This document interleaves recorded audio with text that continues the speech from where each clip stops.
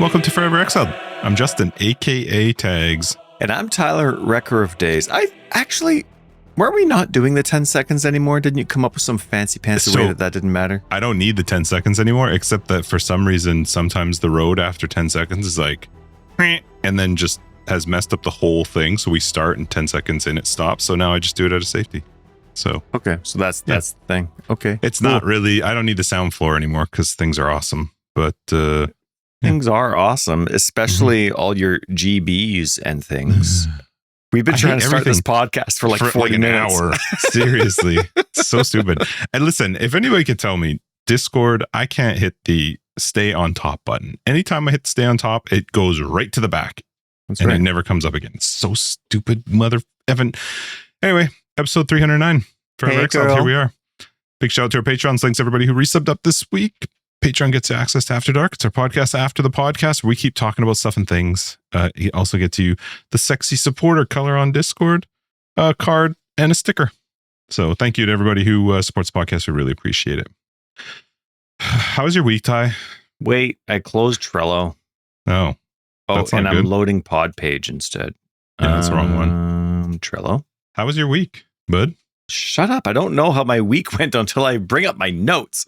Oh, you need your notes for how your week was. Okay. Yeah, I do. Dick. Actually, no, we had a crazy week. Okay. So, okay. Well, no, like this is going to be the whole podcast, but this is like week 1 of the league launch for Path 2. So yeah, I got to try and keep this quick, but big things happen, Justin. Big things. So tell me about it. Think about this, Justin. And I know nobody else is going to get this except for our friends and family that are listening, which are like 99% of our listeners. But my mom and sister came over with the intention of watching. And we did watch the entirety of Dumb and Dumber. Right. How'd that go? My mom laughed a lot. I knew your mom would laugh. And like I prepped her the best that anybody could prep somebody. But like, I'm like, listen, like, it's a dumb show. Like it's meant to be stupid. It's all about stupid. Like the show is Dumb and Dumber. Is my background bothering you? No, you're good. All right. And it's bothering me. I'm changing it. What? Don't look at it. You're supposed to look at me, Ty. Look at me. I am looking at you. Well, then your background wouldn't bother you. So, well, no, but it's like, you know, like it's a little squiggly or whatever. It's not good green screen. So anyway. How come you guys don't have a green screen yet, honestly? Because they don't need them anymore. Put that on the list. Don't add things to my wife's broadcast list, okay? Do not. Oh okay, my so goodness. Dumb and Dumber. So I prepped my mom like it's a dumb movie, obviously the title and all that kind of stuff, but you never know what to expect. And I don't know if she's ever seen like a comedy for the sake of a comedy that isn't something with Cary Grant, okay, or like Dick Van Dyke. You know what I mean? Like. The Carol Burnett show is her version of comedy. So to see something like Dumb and Dumber would be, it's totally different. Scale. It is. So I had to prepare her like, listen, it's stupid, but like there are 1,000 one-liners that you will use for the rest of your life in this movie. Right. But understand that the whole movie and its premise are stupid. But we were showing my kids the movie at the same time. Now, I did not know that there were 2 versions of this movie. I didn't. I apparently had only ever seen the TV version of this movie. So because my kids are watching with us and because like my mom doesn't, I didn't even know there was a TV version of it. Neither did I. So and my mom, like, I'm just going to like fast forward like the, I was planning on fast forwarding the bathroom boobs with scene. The light and the bathroom scene. Yeah, so the bathroom scene was Seabass, right? I was just going to fast forward for everybody's sake, like my mom and the kids. But then I was going to fast forward the potential sex scene with Jim Carrey and his love interest in the dream sequence. Not much of a sex scene, but yes, I know what you mean. No, but I know. But for me, with me, it's not. Well, it's just like the idea of undressing for somebody is what I don't need my kids to see yet. They're 10 and 12. Right. Sure. So like I don't like skip the fact that it's like the nipples. I skip the fact that it's undressing. What are you doing for somebody? Sure. Anyway, like those are the 2 scenes I'm expecting to skip. My wife, unfortunately, but you know, whatever. You always She agrees with me. I agrees with her. She skipped the heart punching scene where he grabs it out and puts it in a lunch bag. Oh, I really want. I think I might still show my kids that when she's at work at some point. Like Temple of Doom style. It's awesome. Yeah, pretty awesome. But there's like an extra 15, 20 minutes that I had never seen in my life. In the TV version? Yeah. So like I was expecting to buy version. it on YouTube just for $15 because it's one of our classic favorite movies of all time. Okay. But Crave ended up having it on the Stars package. So I load up Crave and we're playing it. It's the, I don't know, whatever version that existed before it went on TV. But I mean, I never even watched it on TV. I always just got it from VHS when we rented it or whatever, right? Yeah. So I don't know where this version came from, but there's like 15 extra minutes. So like, you know, when they're in the heart-shaped hot tub? Yeah. Heart-shaped hot tub. Yes. Right? There's like people having sex in the room next door. Mm-hmm. It's barely a thing in the movie that I've seen.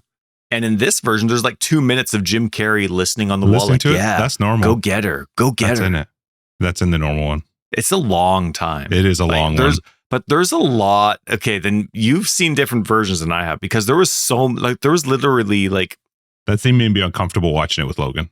Yeah, I had to like fast forward like 10 minutes worth of stuff, not just 2 sections. I was move it along. Yes, but anyway, that happened. But I was also embarrassed because now I'm showing a show to my kids in front of my mom that is less vetted than I thought was vetted. So now I'm like, oh. I mean, it was a 90s movie, so it was, but had some weird now stuff. I'm thinking like, because my mom's still alive, so I'm thinking like, oh, now she thinks I'm an irresponsible, apathetic parent. Yeah, sure. But she's just laughing for fun, just to like avoid the subject. But anyway, that was really funny. My mom actually quite enjoyed laughing at the movie, and I'm looking forward to the next time I see her because then those things will have settled in, and maybe we can like joke about some of the one-liners. Nice. So that was cool. Mm-hmm. My wife messaged you about a movie. Yeah. Mm-hmm. K-pop Finally. Demon Hunters. Yeah, it's the best. Told you. It's not the best. I enjoyed it, but it definitely wasn't a great movie. You're out of your mind. I think the message I got was just how awesome it was. And I know, obviously. My wife would say that. The movie was like very unique, and I liked like some of the characters. Mm-hmm. It was cool. And the music?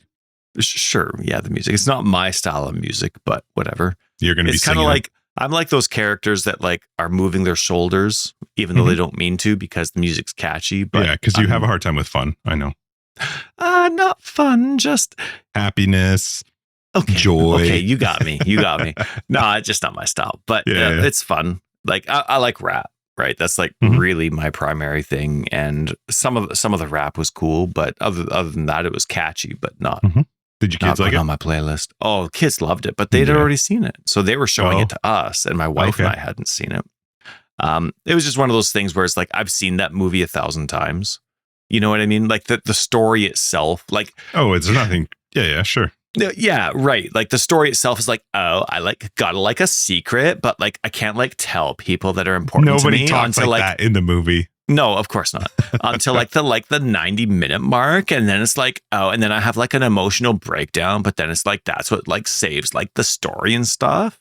So that was kind of the story, but I loved the characters, and I loved. So it was probably like the story was crap, but I loved how unique everything else was about the story. Like I'm writing a book for myself, and I understand like you have this really cool idea and this story and this premise, and you have what was it called, like the Hoon Swan or whatever it was, of course you would know. You've probably seen it like 8 times now. Do you have all the dance moves down? I could dance it like you wouldn't believe. Come on, Tyler. So good. Of course I can. Good for you, Jess. Good for you. I love but it's it. like you have all these really cool ideas, and then you add like K-pop to just the idea that like the idea of music soothing and saving and protecting is such I love that. And of course, we're very naive to every other culture in the world because we were only grew up in one. So I just love the idea. I don't know how traditional or not, or just creative this idea is. Right? It's not like we were born there, but you have these cool ideas. So then you're just like, oh, well, we could just throw K-pop in that. Oh, we could just throw competitions in that. And I love the creativity. I loved half the characters.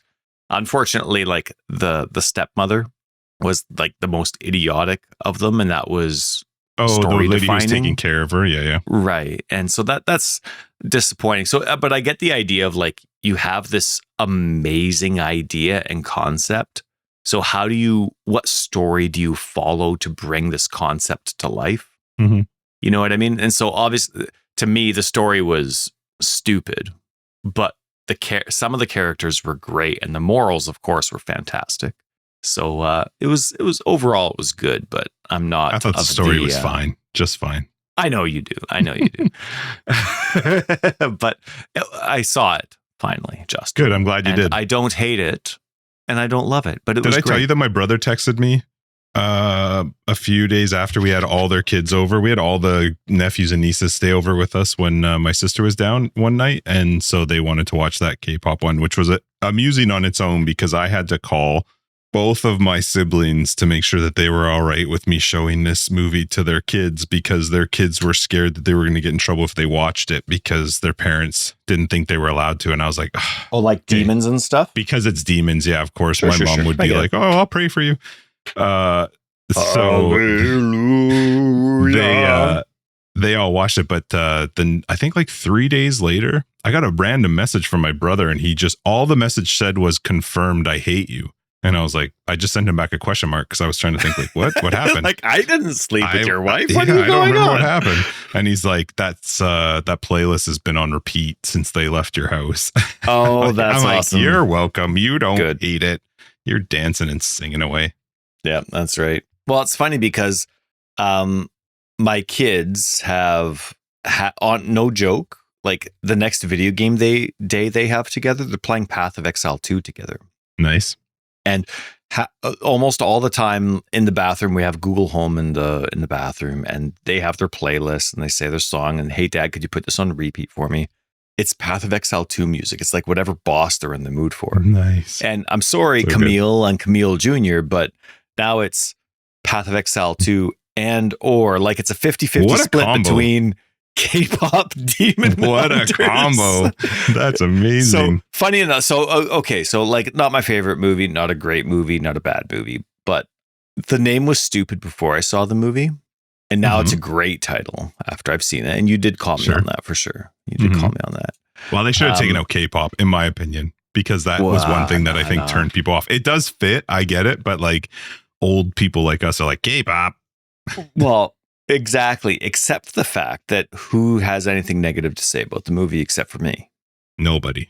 Right. So, I mean, big risk, big reward. It's going huge for them. Yeah. So, okay, hang on. I know people were at like the 12 or whatever minute mark. Just hang in there. Just calm your tits. Am I allowed to say that? I know you and I say that. Go for it. No, say whatever you want. You're K-pop. You're K-pop. I'm demon hunting now. I can say something racist even though I'm not, and you wouldn't even notice. Do it. Okay, no. So I said Dumb and Dumber. I said K-pop. Oh, yeah. This is a little bit more life-defining than Dumb and Dumber. Oh, we got kittens. What? Yeah, 2. You said that S. Oh, yeah, 2. I did 2 of them. They're ridiculously cute. They're 10 weeks old right now. When did you get those? This week. Just cool. Like we were always going to be a kitten family because my wife and my kids like cats and whatever. Well, I do too, but I could live without them. Sure. But who couldn't? My kids have never been like, this is kind of that awkward, like cats are like 15 to 20 years, right? Yeah, and a long commitment. Sure. Like you might want to have a lot, but like, have you ever been to a house with 3 cats and it didn't smell like they had 3 cats? That's a lot of work to make it smell like you don't have any cats. So anyway, because we get like the whole like bonding and like relationship stuff, like 2 cats, it's like, we like having 2 cats instead of 1. We've only had 2 cats. We had Ellie and Earl a while ago, and they both, last one died over a year ago, under a year ago, I don't know. So anyway, humming and hawing and looking and prepping the kids, they're going to be totally different personalities. Not all cats are the same. And like, they might not cuddle with you. They might hate you. They might smash all your Lego, whatever. So we're like trying to prep them and all this kind of stuff. And then so end of the year, we were actually trying to get cats at the beginning of summer so that the kids would have like the summer to get used to cats, because we were expecting our dog to die in like January or February, but she's still hanging on, like not in a torturous state. She's actually in good health. We just didn't expect the good health to last. Like she's day by day for us. Sure. And she's been squeaking it out. So anyway, it got to the point where like school's starting. And it's like, okay, well, let's get this new cat business out of the way, but also let's make sure that we're picking cats we want. We're just not picking cats for the sake of picking cats. Oliver and Aaron, my wife, were looking at cats that like on, I don't know if I should say the company name because I don't know how local they are, but we were looking at cats on a specific website, and Oliver really liked these two cats. And some like kittens, like they disappear, right? It's kittens are kittens, right? They're the most cutest thing on the planet. Oh, like anyway, people somehow, buy them, you mean disappear? I don't know how long they were on the site for. I mean, they're obviously only weeks old, but Oliver like really wanted these two cats. We're like, okay, well, we're only looking, whatever. And he's 10 years old. So he's kind of still grasping the difference between wanting and getting. 2 weeks later, these two ridiculously cute bonded pair sibling kittens are still available. And just by complete chance, that's where we go and look at kittens. And one's like just pure white and orange, just a normal orange domestic short hair. And then the other one's a tabby, short hair tabby. They're both still there. The only two siblings left out of this litter from this mom. We almost came home with 3 cats. We almost came home with 3 cats, but we came home with 2. And we spent like this whole week figuring out names because my daughter wanted some names. I wanted some names. I'm nixing my opinions, but I like things that match and make sense and coincide. My son wanted some names. My wife wanted some names. And honestly, we almost like all 4 of us almost left and started our own families. Do they have names yet or are they still cats? They do. Yeah. So if anybody's seen The Sword and the Stone, we have Archimedes. I know, the best, right? So basically Archie, but Archimedes and Madame Mim. So Mimsy. Cool. And they are the cutest freaking things on the planet. But so here's the thing. And oh my goodness, what time are we at? I got to bring up Audacity for a second. Oh, we're at the 20-minute mark. Okay, hang on. No, I'm almost done. Almost done. Do your thing, buddy. Our old cats, Ellie and Earl, they said they were bonded. We only wanted the tabby because that's what Aaron grew up with. And so we were only getting the playful, attitude crazy tabby. But then they're like, oh, no, you have to get this cat. And it's just, it was a Russian blue. No joke. Like, I'm not saying like, it's not just a domestic short hair that was gray and we're trying to make it fancy for a Russian blue. It was a Russian blue that was a polydactyl that had so many toes that our vet was taking pictures because it was so rare and unique and so perfectly symmetrical, the toes. Anyway, I know that's for like the 3 cat listeners that exist out there that are listening, but like we had some very unique and cool cats, but we only wanted the 1, but like, no, you have to take 2. And we're like, we don't care. We only have the money for 1. We're newly married at that point. And like we were going to get divorced, but then we're like, nah, let's get a cat and try and fix our life. And so that's a joke, by the way, for those that actually care. And we only wanted 1, which was Ellie, but then they forced us to get a second one, but we said we're not paying for it. And they finally agreed because they wanted them to be bonded, for those that are familiar with the adoption process. And for the rest of their life, they hated each other. Like I legit think that they just had so many cats that they just pretended certain cats were bonded and they grew up together, whether they were siblings or not, because those 2 cats, Ellie and Earl, that we had for years, obviously over a decade, they wouldn't even be in the same room as each other. They couldn't cuddle. Like one couldn't cuddle on my left and one couldn't cuddle on my right. If one was outside, the other was in the living room. The second one would want to go out, the other one would come in. Like they were like fairies, like, you know, us with Vancouver Island. They were like fairies passing each other. They would never be on the same island at the same time. These 2 cats, they cannot be without each other. They are intertwined like grouping snakes. They're just like constantly cuddling, fighting, like play fighting. It's the most ridiculously cute thing I've ever had. So that was my week. Well, I'm glad you got kittens. And I watched Dumb and Dumber and I slightly moved my shoulders to some K-pop. Yeah, you danced. I know you danced. You know I did. And I even, I'm a crier, so that's not really a compliment to a movie, but it was a good story despite the fact that it was a bad story. Like it was the great best way. If you're going to insist on doing a bad story and writing it in 30 minutes, it's one of the best ones I've ever seen. I think it was a great story. That's great. Justin, did you have a week? Yeah, it was work. Are you doing that just so that we don't take 20 minutes of personal life? No, that's kind of what it was. I spent my week drugged with my back and worked, finished The Wire. So I'm all done The Wire now. Christina and I the show. That okay. Up. Yep. So we wrap that up. And yeah, that's pretty much it. Getting back into schedule. Kids are back at school. So getting back into school schedules, dance schedules, all that fun stuff. That was it though. Just a normal week, man. But the kids are back at school, so that was awesome. Isn't that? Yeah, that's right. Mm-hmm. I mean, out of all the important things that happened in my life, that's kind of a big deal too. I have kids at all three schools time. Really? Again, High school? Again, I think I've had that before. Elementary school and middle I think we've had that at one point with when Ethan was in high school, but yeah, we have them all at different schools again. Yeah, it's good. You know what's weird? So you started baby making when you were like 3 years old. Still a baby. And I've actually achieved something in parenthood that you haven't achieved yet. What's that? I don't have to walk my kids to school. I don't walk my kids to school. Well, no, but okay, my wife might. You okay? My family doesn't need to walk. Both of my kids are going to school. Like I wake up and I just say I say goodbye at the door and they're gone.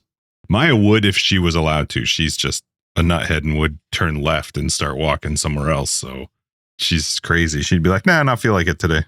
But yeah, no, the rest of them they're all walking. But yeah, it's good, man. Week's good. Played some Path of Exile. Agreed. Same. It came out. So it did. I've heard of it. What do we got for Path of Exile this week? Oh, hang on. I'm accidentally opening an app. Wait. What app are you opening? I accidentally clicked on Streamlabs. So I hope it doesn't screw up our recording trying to access something. So I've got lots of MTX giveaways. I'm not sure what that means, but there's lots of MTX giveaways. There was lots. It's just, I don't know what it is. Thanks. Cool. Yeah, okay, thank you. This is like the longest loading app. What the heck has Aaron done to this two app? different notes. Lots of MTX giveaways. Thanks for all the free MTX. What does that mean? Are those two different things? I'm just reading the notes You're not separately. Here. You're not here. I know I'm not here. You're panicking. Listen, okay. September 5th. Did you thank our patrons for being patrons? Buddy, catch up. Move down the list. How was your week? Great. Lawn talk. Justin, how's your lawn? Mine's finally getting green now that we're not in 30-degree weather. Yeah, but it's friggin' muggy and smoky now. So yeah, thanks everybody for your inconvenient, absolutely massive, uncontrollable forest fires. Thanks a lot. And for all you douchebags that intentionally set forest fires, and no joke, because we have hundreds every year. I know California has them, BC has them, Alberta has them, Saskatchewan has them. I know everywhere else has them, but every year videos surface about people intentionally setting forest fires. Yeah, people are I know you're supposed to love your neighbor, but there's a certain part of me where when you die, no one feels bad or cares. Nah, hopefully so it was in the fire. You might want to change your ways a little bit. Oh gosh, F you. So anyway, all right. Lawn's great. MTX, lots of giveaways though, just like we were talking about last week, but still, like this is you the get Twitch to thing. Right? There's the 3 MTX giveaways for the free weekend that they had, right? Killing all the way up to Gregory, right? And then there's the Twitch giveaways, and so the next set of the Twitch giveaways starts this coming week, which is awesome. And anyway, just thanks. They're doing more? Okay, cool. Yeah, they last 2 leagues, maybe more. They've done like the first week and the second week. Oh, that's cool. Nice. Yeah. Unfortunately, they don't do a good job at keeping that information easy to access. They still do the stupid, you got to find it in our announcement list to find this information. You know what I mean? Like if you want to know, oh shoot, what were the 2 weeks again? Or what was the MTX for the second week? Where do you find that? Where do you think they should put that? Like who cares? Well, people that are looking for it. Should you have to scroll through? Can you just go onto Twitch and find it? I don't really know how it works, man. No, you can't. Okay. So you just, maybe you could go on, I don't know. But like when you go to the Path of Exile website and you're looking for the Path of Exile news, if it's something that you're encouraging people to do, like it should be very easy to access right off the bat. Like even if you have like one of those drop-down menus where it's like, events. Sure.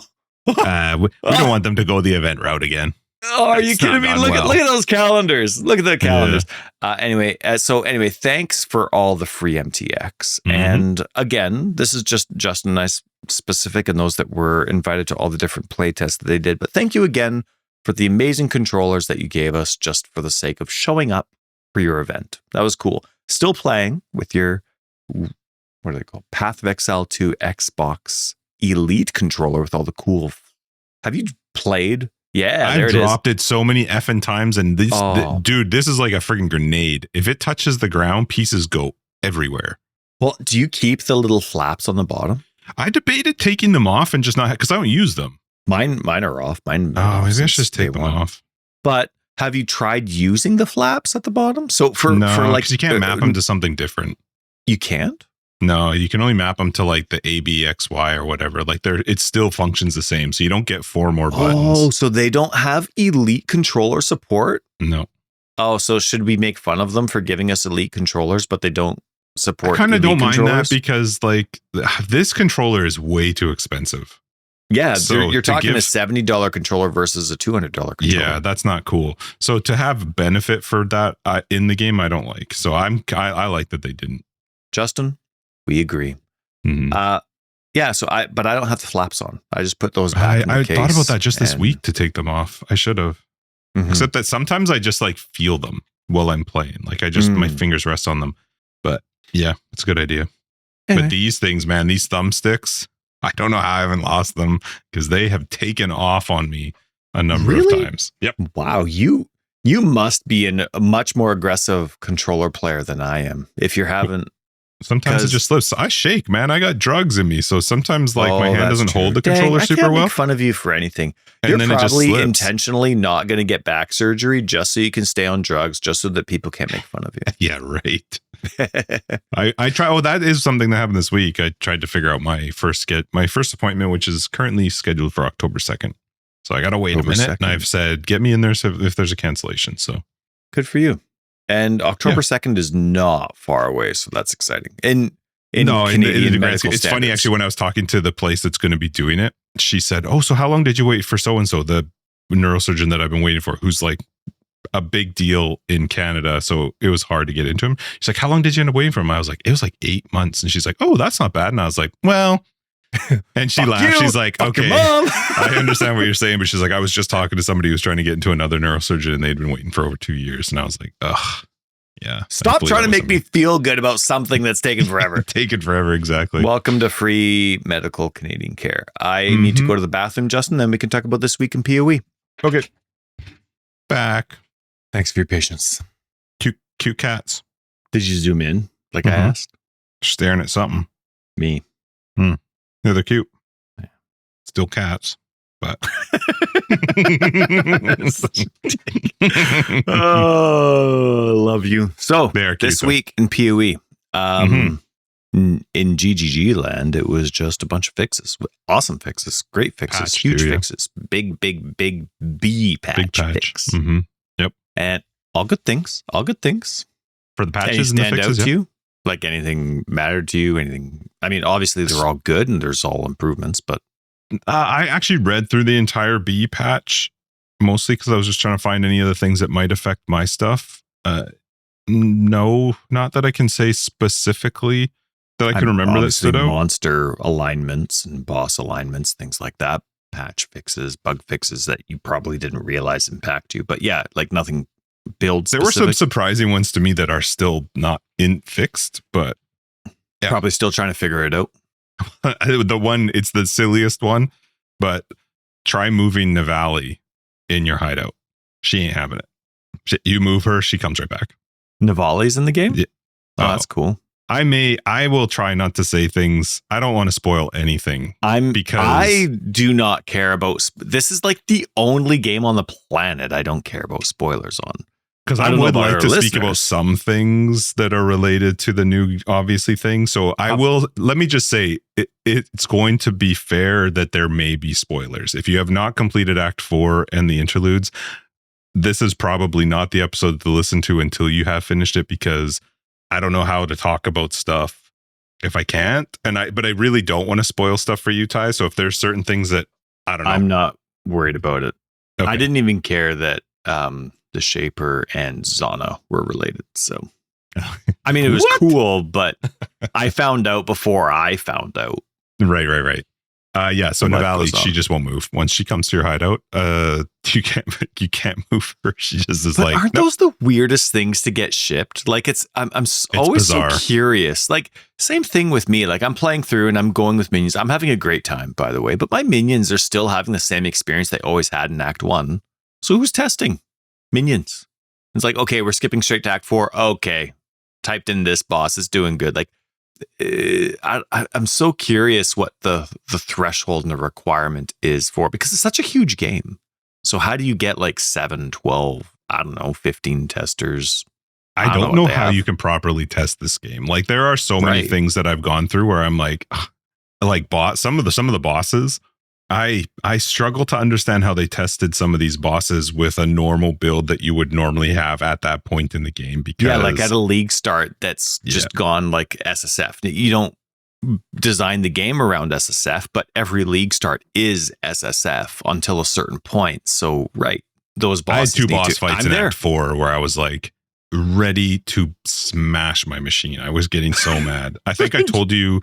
I don't remember if it was an After Dark or something where I told Christina to get out of the room. I'm going to lose my mind. I was getting so angry. Granted, I've done a second character, and on a second character that's all beefed up and a different play style. I was like, that is unfair. Like, no wonder some people are like, you just suck at the game. Okay. Yeah. Certain build styles might work, but holy crap. But that's their problem. You want to have 36 ascendancies in the game? Okay, like nobody picked that number but you, so good luck. I mean, and sure, they only have half of those out, but I mean, at the end of the day, it's not even ascendancies, it's classes. How many classes do you have? How many original 2 starting clusters do you have? What are those starting clusters? Like, it's not my fault that minions have no survivability in Act 1, and I'm not a minion, I'm not an idiot for picking minions.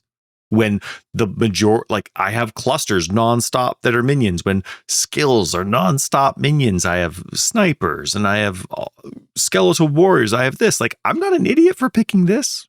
You guys got to figure it out. So it is frustrating for sure. And when they're the ones that pick their numbers and their own ambitions, like nobody's going to feel sorry for you if that's just basic life. Right? How ambitious do you want to be versus the consequences? Well, they definitely have a goal of making versus this. The game hard. Like that is definitely a part. They've always been like that, and I do appreciate that to some degree. I think I don't remember if I put it in Discord, but one of the comments I made regarding a boss named Yama that you fight is they just leading up into 0.3 announced that when you do the final trial of Sekima, the hourglass stupid part where you have to run through all the hourglasses or your one shot and your whole run is done. One of the changes was that was no longer going to one shot you. It would just do damage, remove honor, and then you'd be into this new arena to fight him. Sure. Which was a good move because the one shot was stupid. This Yama character has a one shot mechanic, and I'm like, that to me is really dumb because for me, at least on my character, the mechanic around what would one-shot you was I had such a struggle getting to the safe zone for this particular. Like, I don't know if I should say or want to say or whatever, but like the mechanic involved, it requires you to move to a certain point, but you don't know that point until just before the one-shot occurs. And the timing is just too short. And so, granted, my second character, I never even saw that mechanic. And I was talking to somebody in 2121 and they didn't even see that mechanic on their first playthrough. When I was talking about it, they were like, oh, wow, I had never even seen that. I was like, okay, well, let me tell you, for a build that was struggling in a league starter, I saw it 4 times in the fight that I finally killed him. So like I'm sweating and stressing trying to get this stupid boss. Yeah, but it's not fun. It's kind of like when you beat Gregory, you didn't enjoy the challenge because there's too much luck that happens. There's not enough where it's like you're reacting to something, the cooldowns or the reaction time from the time of the tell to the time of the damage, the size of the AoE versus the size of the actual visual skill. There's just too much discrepancy and it's not appropriate for what's available to the user. So yeah, there's still a lot. Like for example, for me, when I beat Gregory, it wasn't a fun experience. I didn't enjoy it. My minions were on cooldown more than they were alive. Again, as usual, I don't know who's testing minions, but goodness me. You had to beat Jamiroquai for me again at the end of Act 2, but also I have never progressed better with minions. Now, that's not necessarily a compliment. It's an improvement. I mean, minions have just been trash since the beginning, and now we're in September and the game came out in December, so at least I can progress on my own with the exception of a couple like Jamiroquai. I think I tried 6 or 7 times before I asked for your help. I got close a couple of times. You weren't the only one. People in 21 were asking. I think I did it for 3 people too. It's just because it can get frustrating. Nobody wants to get stuck at that point. And I think a lot of it is, and maybe it's fair, maybe it's not. I mean, wanting to change and wanting to do things better is, you can only compliment that, right? But the lack of experience that GGG has in controlling the meta versus letting the users control the meta, or vice versa, like they basically, instead of balancing their skills and having like a very strict set of rules, they would, okay, well, these are the skills that are going to be powerful this league. And these are the ones that are going to be, if you want to make these work, fine, go for it. And that's how Path of Exile 1 worked. GGG essentially controlled the meta with. I don't know if they ever did that purposefully, though. I feel like they were always trying to balance. Trying to, but kind of coming to a middle ground because they were always rushed. That's my assumption. I've never even been close to New Zealand in my life, let alone like know what it's like to be at the company is my point. But knowing how they rush things, having the experience of how things used to be, they don't have a lot of experience in having a balanced meta, but it was all about just changing the meta with this is different now, and this is different now, and this is buffed now. And so now it's really tough because this is their first beta where they're caring about all of the above. And not saying they didn't in the original beta, but of course, after 10 years, things got out of hand, thus the whole purpose of Path of Exile 2.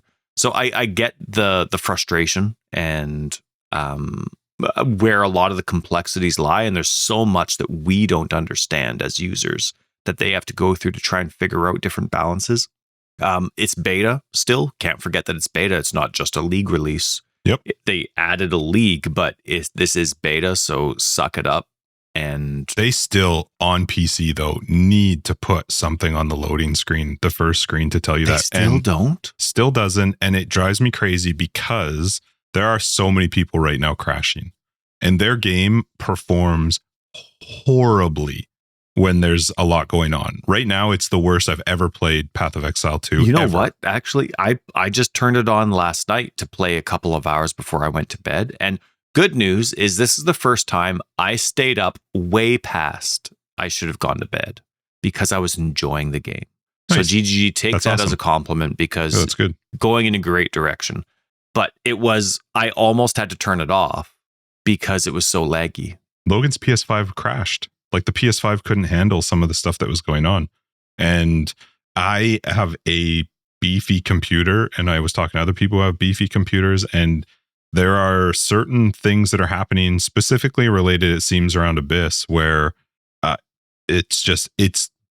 my beefy computer is the only thing stopping me from crashing. I think a lot of people are actually crashing and then having to come back in because the game's frozen and whatever. So I think that to me is actually their biggest point right now of needing to fix. But again, if you just threw a stupid thing up there that said, this is a beta, you're playing early access. Like it's crazy to me that still doesn't show up on the PC game. But you see, those are the things that make me think that old GGG is making a new version of Path of Exile 1. They're not making Path of Exile 2, they're making Path of Exile 1. Like it's those little things, those little details.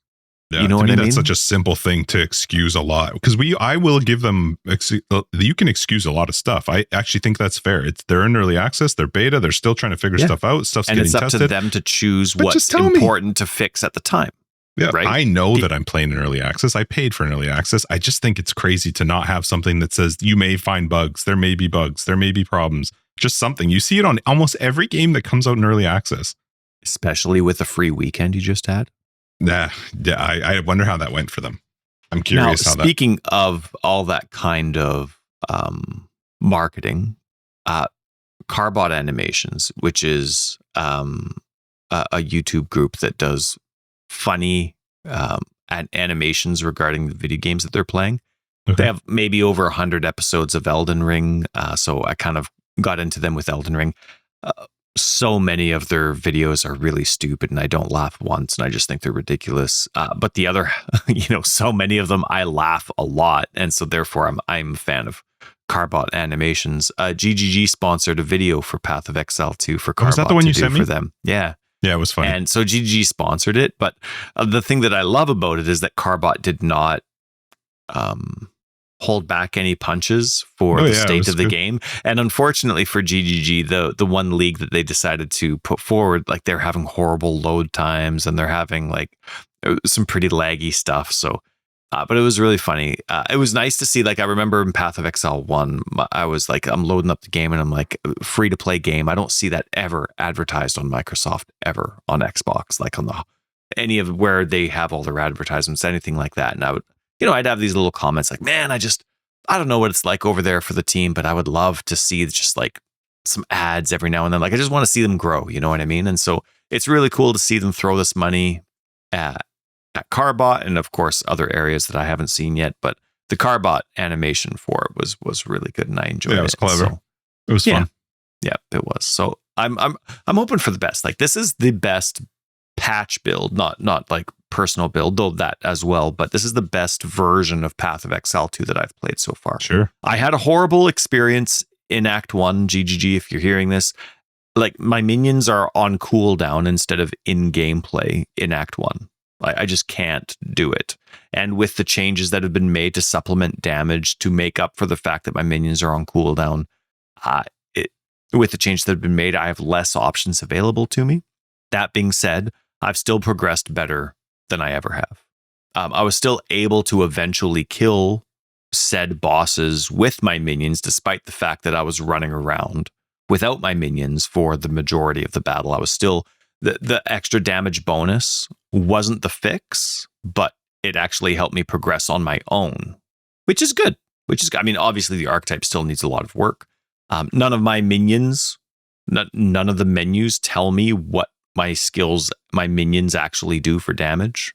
Like, if I look at the skeletal warriors, the sniper, any minion that I've unlocked, my frost mages, there's nothing that tells me that my frost mages are dealing, I don't know, a projectile spell that deals 100% cold damage. There's nothing, right? So they still need to add all that kind of stuff. But again, early access, hopefully that comes soon, because that's part of theory crafting. I think one of the problems, and I've been noticing this just with conversation in 2121, which is our global, if you ever want to hang out, you don't even have to join our Discord, but if you just want to hang out with a bunch of people that, I don't know, Chill. We love the game, right? Mm-hmm. Yeah, like it's good and it's safe.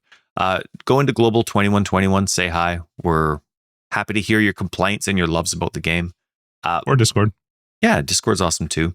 Honestly, half of our Discord users don't even listen to the podcast anymore. It's just a great group of people. But, shoot, I read a note in Trello and now I have no idea what I was talking about. You were saying something that people were saying in 2121. People were talking about something. How far have you progressed? Where are you at? So I am, Act 3 is so unbelievably bleh. Ugh. It's one of my struggles, man, that I have You keep thinking, like, okay, you're coming up to Doriani soon. No. Oh, right. I forgot about this area. Oh, you're coming up to Doriani soon. Oh, right. You're coming up to this area. It's Act 3. It's like, at least you're earning XP, but I guess like, that's something. you gotta, like, your XP bar needs to take up the entire screen if that's what's getting you through. Because if you're using the story to help you progress, your areas need to be like 20 times smaller because anyway, Act 3 is Act 3, but whatever. I'm on my way. To that comment when you're done, but keep telling me about Act 3. I'm on my way, but I would love to say I'm halfway through Act 3. Maybe I'm past. I don't know. I killed the filth lady.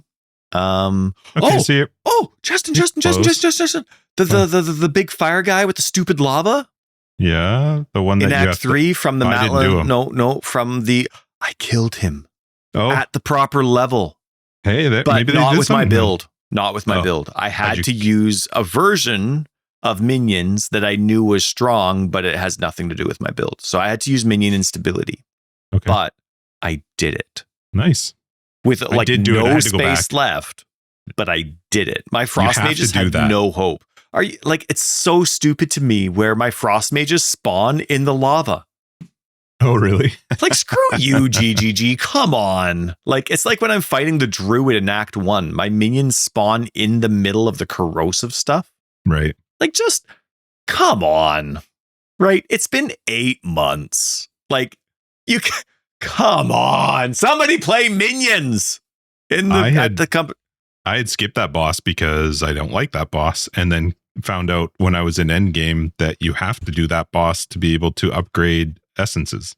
Is that what the reforging bench does? It's for essences too? Yeah, well, it's for essences, but everything also. Like, but I just noticed on my essence stash tab that it said you must complete this quest in Act 3. And I was like, what quest? And I went to look. I was like, oh, right. Okay, fine. So I went and did it when I was way over leveled. Easy, really easy. Yeah, Tyler, what's your problem? Hey, I was really proud of it. I mean, it's not a compliment to the game, but I was happy Maybe that they fixed it though. There was Maybe a they version. made some changes. Not Minion ways, but either way, though, that I also really like that the game is trying to add all that stuff. Like they changed so much about like elemental weakness and ignite and like even just questing. Like the fact that the game tells you, hey, you need to do this to unlock this. That's great. It did that intermittently in the first game, not consistently. Yeah. Especially when you get into end game stuff. Like how do you unlock this? Where do you go for that? It was just blind. And the game's doing a really good job at trying to help you figure out what's going on and for you to make your own builds. Oh, right. That's what I was saying before was there's still so many people that are doing guides and builds and they're following people. And there's nothing wrong with that. I think people should. I think that's a good thing to do. Definitely. But the game is trying to help you do it on your own. And GGG's doing a great job at getting there of, like, this is the type of damage that this does. And it's not working for minions yet, but I know that not everybody's playing minions, and that's what I'm always going to play. But there's just this, and it's not there for the support gems yet either, right? Like minion instability or decaying hex. Like there's nothing that's really telling you what you're supporting for where the damage is coming from. But for so many like of the just direct and spell damages that exist, the game's doing a much better job, even than previously in the last patch, of helping you understand, just as the user itself, what you can do in a blind playthrough playing for yourself to improve your character. And it's done a great job. Again, minions aren't even close. It's non-existent for minions, but it's much better for everything else. And so that's kind of what I was saying, because a lot of people still follow a guide, and I'm really excited for the point where people follow a guide because they don't have the time to make their own build, not because they feel like they need to follow a guide to progress. Does that make sense? Yeah, I think guides in games like Path of Exile are always going to be good because it's too, especially if you don't have time, there's too much to try and understand to try and make your own build. You were mentioning that it's telling you a lot of stuff. I think one thing it's really missing is the idea of slash passives that we used to have in Path of Exile 1. Like when I get to endgame, it's not easy to know for sure if I got all of the permanent buffs from the axe. Like I can go and see for the pluses to see, did I get all my skill points? I can also, even more easy than that, just look at my skill tree. Do I have 24 weapon swapping points? If I do, cool, I do. But the rest of the stuff, like all of the permanent plus Resist. 10 to lightning, plus 10 to whatever, there's new stuff now that they've introduced as well. That is really hard. And sometimes it, like, you don't even know, like the symbol for in Act 2, you click on a statue on your way to fighting that all bone boss on the towers. Well, the statue of these two sisters or whatever doesn't tell you you're going to get something out of it. It just shows as a little marker, but that's plus 10 lightning resist. Like that's, to me, that's not a small deal. Like I wish there was something more clear as to like what those guys gave or what the reason to do them was. I don't know how they would do that without. I honestly think they need a quest checklist, like something where within the quest tab or the world tab, whichever tab they want, like not necessarily add an extra tab, but they need to add like a rewards checklist somewhere so that I don't have to go through every single waypoint in every single act on the map screen and go like, okay, which is hard on controller. And these and these and these. Right. Tedious. But it's also tedious. Like even if it's not difficult, it's like that's a lot of okay, that's Act 1. Now go to Act 2. And who knows how many acts they're going to have. But the point is, like, you have these things. So make a user first experience for making sure that you have all these things. Especially because their zones are so big. So if I miss it, now I got to go find it in that zone. Like, all those checkpoints get erased.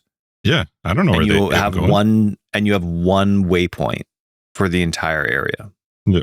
Yeah. So I was going to go back to your Act 3 thing with regards to size, the annoying size of things. And there's a zone in Act 4. I put a video of it into our Discord where I was like, I saw it. Yeah, guys, this is not like, you didn't get the memo at all. That zone is actually bigger than any zone I've ever seen ever in Path of Exile 2 anywhere. The thing is, so Act 4 is incredible. Act 4 is so good. Like, thematically, I loved Act 4. I was talking to myself a couple times this week going like, is it because it's new?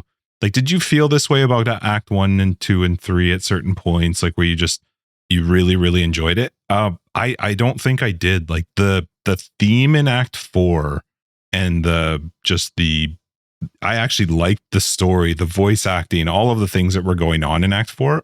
I loved Act 4. I really, really liked Act 4. So I'm hoping that that's, a good sign of moving forward into Act 5 and 6. But Act 4 was amazing. Besides the fact that they still have zones that are a bit unnecessarily large. Like, I don't know why they just have this obsession with zones being that ridiculous. Did you see the picture I put in Discord of the map I did? Mm-hmm. You had a couple pictures and map. screenshots of the maps that were so It was huge. ridiculous. Now, the tough thing is that this is leveling. Yeah. And I have shit to do. Like, I have dinner to make. I have kids to take care of. I have, I don't have a job, but everybody else in the world has a job. Like, you have a job. You have. Yeah, it takes a minute to get through it. You have chores. You have life. So if my instance time's out, my checkpoints are gone. So who cares about the checkpoints? Like, I have a waypoint to help me in between real life. Checkpoints are for when the game is frustrating. Because your zones are so big, now I can, I'm going through the Doriani thing and I'm doing the souls. And so it's like, okay, I have one soul thing I have to turn on the right side of the map and one on the left.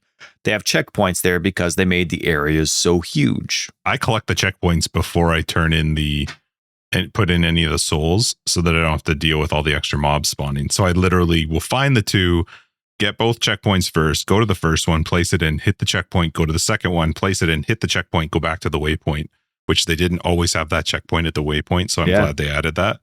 But yeah, the zones are just, they're unnecessarily large. Well, that's the thing. It's like, okay, that's good for checkpoints for saving a little bit of my game time. But at the end of the day, it's not the only reason I need them though is because they built a bad layout. Right. The zone I sucks. can't do a level while I have something in the oven and I'm waiting for it to ding for dinner. No, you'll have because what's going to happen? Okay, so I get the waypoint. That's great. But if I can't finish the area, I have to restart it after dinner because the instance resets. It's still a massive area. Mm-hmm. Right. So it is an interesting dynamic. Maybe they never cared. Like, originally Path of Exile 1 was sweet. I have 15 minutes. I can sit down and do a few maps.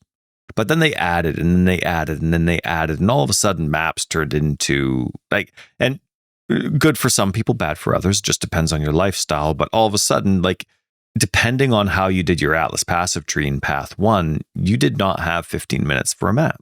Because of all the different stuff that you added and the things that you could do and access, it wasn't a 15-minute map anymore. You couldn't just sit down and do a map or two. And maybe that was never a priority for them, but that was something that we always appreciated with the older versions of Path of Exile 1. Maybe that was never something that they cared about with Path 2. Maybe they expect you to sit down and be like, okay, I'm only playing Path 2 if I have a couple of hours. I think Path 2's mapping has gotten better. It's just You're some talking layouts. endgame mapping? Yes, I am talking endgame. I think in the sense of just sitting down to play for a little bit. It's just some layouts are really bad. But they added sprint. And I think my comment when I put the video up was like, you can't add sprint and then say, okay, now it's fine for us to design these zones to still be big. Because the fact is, I'm not sprinting through the map. I'm trying, if I can, to sprint between mobs, which is great. I actually love sprint. I think it's a great addition to the game, but I don't like if that's the excuse to continue making zones enormous. Yeah. I keep catching myself. I'm finding that I only sprint. I have to stare at the mini map when I sprint, and that's really frustrating for me. Oh, do you? Well, just because like I'm still in the campaign, but there's just so much crap that they throw in, like barrels and wagons and broken trees that, this tree is actually part of the, no, you can't cross zone, but this broken tree I can run completely over. So I have to stare at the mini map when I'm sprinting. That's not fun. That's not inclusive. That's not, I'm trying to use the actual gameplay, not the mini map. So it's all right. It's there. It's just, I think the areas are a little bit too clustered, I guess you could say, to really take advantage, especially because enemies still respawn in campaign. I'm all my comments are regarding campaign because I'm not an end game, but I still like it. I just don't use it anywhere as much as I think they hope that I do. I have used it in a couple of boss fights, which is nice. I've also been knocked down in a few boss fights, which I was like, but I still haven't found one pair of boots with movement speed. So I'm enjoying progressing. You got such shitty luck. Holy crap. Yeah, I guess. But I am enjoying being able to progress without movement speed. Like they should design the game about being capable of doing whatever that build is that they're thinking should be capable of the campaign with 0 movement speed. Like without any movement speed buffs for the entire campaign. I think that should be a great. I'm not saying. Do you mean for designing the zones, or like what are you saying? Zones, bosses. You should be like, if movement speed doesn't drop for you, that's not your fault. You shouldn't be stuck until 15% drops, right? I think sprint made a big difference to that, because it makes a massive difference in some zones. Oh, 100%. But in terms of boss fights, that's too high risk, high reward. Yeah, there's only one I've ever used sprint on. It was the fire lady with the... Wasn't it good? Yeah. You hadn't used it the last time we talked. My second one, I was like, yeah, it's way better. It's actually, except for the bottom that has some weird sticky outy thing for some pointless reason. It was, it actually worked out quite well. I also used it a couple times in that soul thing where you use the large soul core. It comes out from the wall and does all the laser beams. In Act 3. Yeah. I used it in there too because melee, I was playing quite late and I was zoning out. And so like when the big, really obvious triangle shows up, I would just stand there like an idiot for a long time. And they're like, oh, right. And then I'd like run, died a couple times, didn't make it. But I love that boss fight. I think it's really well designed. I was just playing way too late in the night. And so I was reacting and thinking very slowly. They have some really cool bosses in Act 4, some really cool zones. I saw people, there's one zone where you go to the prison. I think that zone is so freaking cool, especially because you fight Brutus. No. Can I tell you the theme of that zone without... You tell me anything you want, man. I do not care about spoilers at all. So it's Azaro and the lab theme, and it's Azaro talking. Oh, that's cool. They showed that to us like a long time ago. Yeah, there's some bosses that we saw years ago. Like the one that... Remember when they made people at some event try and fight a boss? Yeah. Yeah, that boss is in Act 4 cool. At a certain point. But the prison theme is... It's the lab, but it's like sunk. It's now overrun with the ocean has like flowed in and through the lab. So river hags, awesome. No, thankfully no river hags. But the water through the zone as you're going through is actually like flowing from the outside in through the prison. And it almost acts like how you used to in lab avoid the fire to get to the high ground. To avoid the fire in certain areas, you know what I mean? Right? In lab, you know what I'm talking about? Like the traps. Well, So you can walk through the water, but you're slowed down when you walk through the water. So there's high ground to get away from it. Like the themes, I just thought it was really cool. And then the boss fight was incredibly hard for me, but the entrance to the boss fight is so cool. Like they're literally telling you not to go fight this boss. And I thought the entrance into that boss fight was so freaking cool. So there was a lot of like, I really, really, really liked Act 4. I did make a second character and pretty much sprinted through the first 3 acts to get back to doing Act 4 again, and still enjoyed doing Act 4 the second time. I think they ruined Act 1, 2, and 3 for me just because you had to do them twice for every character. And so I've just done it so many times now. And the problem is, and we've said this before, I honestly don't care about the campaign as much as I like Act 4. I don't want to do it again. Like if for the same character, like I'm done. Get me to the end game. That's what I want to play.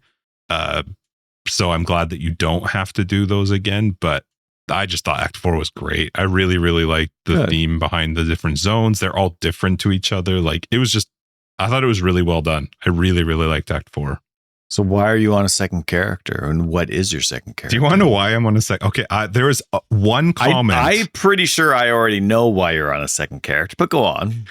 My Deadeye was doing great. I was really enjoying my Deadeye. I was progressing through the Atlas. I got all the way up to all of my... the Atlas passive is like... Ugh.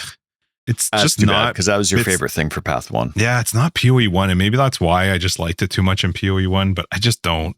I'm struggling to get to a point where I enjoy it in Path of Exile 2, but I was progressing my Deadeye great. And then somebody commented, I don't even remember where they commented this, but they were talking about, because I have had people reach out to me with that same problem I have with the roll, sometimes going into the sprint animation and getting stunned. Yep.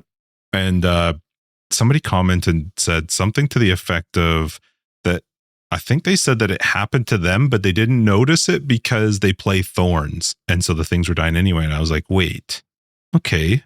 Like the idea of Thorns, I'm like, that sounds fun, but I didn't think you could make a whole build around playing Thorns. And like in one play session after that happened, I had 3 uniques drop that were all focused on Thorns damage. I was like, all right, I'm going to try a Thorns build.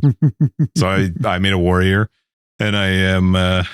trying Thorns. I tried to look in some stuff myself, tried to look into what some other people are playing with it, and it's kind of fun. It's been pretty fun. That was my whole reason. My whole reason was I was like, okay, well, if I'm going to get knocked down, I want to kill them anyway when I'm on the floor. Because although that being said, I haven't really had that issue since then. I still do. Like, there is, it's too short of a delay for you to have to let go of that B button before it does this stutter into the sprint move, which if you happen to get hit in that time, knocks you over. But yeah, I'm currently just messing around with a Thorns build. I was talking to a buddy who's playing Witch Hunter. I didn't even know that was one of the ascendancies, a Witch Hunter. He plays with grenades, and he plays like at such a crazy high level, and he understands all the stuff, and he's super fast. And I was like, yeah, but can I do that with controller? And he's like, I don't know how anybody plays with controller. I'm like, okay, cool. But can I play it with controller? And he's like, probably not, because it all requires like precision placing for how you're placing the grenades. And I was like, I can't go back to keyboard and mouse, man. Like, I'm into controller now. So I wanted something that was a little more chill. I honestly just wanted to do Act 4 again, too. I wanted to go back through it with something else. I wanted to see how I felt about redoing the campaign. Yeah. My time, it took me 9.5 hours of in-map zone time. Like, I used the little thing that tracks it. So it was it was shorter for sure than what it was in 0.2 to do a second character, but it was still such a drag doing 1, 2, and 3. I actually I think Act 1 is still cool because it was the first intro into it. The fact is, Act 1 doesn't have a ton of massive zones, like nothing like Act 3. And Act 2, there's a lot of inconvenience with it though, right? Like, yeah, I like that kicks in Act 2. The inconvenience is Act 2. Insane inconvenience for in most, Act 2. yeah. Go talk to this person, run back to the caravan. Go talk to this person, run back to the caravan. The story, like, yeah, that'll definitely have to change. The stuff that I don't like is like, okay, so 3 areas connect to this one area. Mm-hmm. So I need to find the waypoints for these other areas so that I'm not wasting all of my time, right? So I hug the edge, and I get this area and this waypoint and this waypoint, but one of those doesn't have a waypoint because the waypoint is because they have this rule of you can only have one waypoint for area.